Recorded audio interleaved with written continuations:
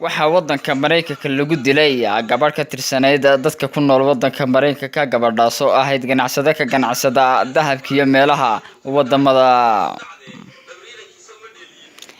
haddaba waxa gabadhaas dilay sayigeedii oo kula noolaa guriga gabadhaas oo markii hore uu qabi jiray nin kale dabadeedna ninkii furtay guursatayna ninkani markii arooskoodu dhacay aduu shanbari ka bacdi gabadhiis iyadoo meeyda ayaa laga soo saaray gurigeeda sida la sheegay hadda ninkii baadi goob si loogu hayay waa la soo qabtay waxa loo taxaabay xabsiga weyn ee wadanka Mareykanka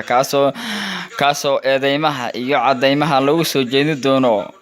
bishan dhexdeedana loo dhaadhicin doono xabsi jeel taasoo aaladaha emergency-ga ay leeyihiin waxaan u soo gudbinaynaa wadanka Soomaaliya si ay xaquuqdii xaq uga saaraan aba ay u mariyaan xaq dadka wadankaasi lahaa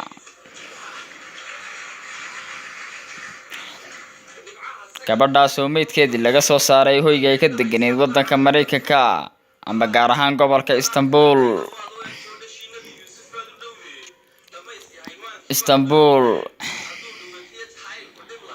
waxa warkan soo diray wariyaheena Cabdi Cawil Cabdi Ismaaciil ee inoo fadhiya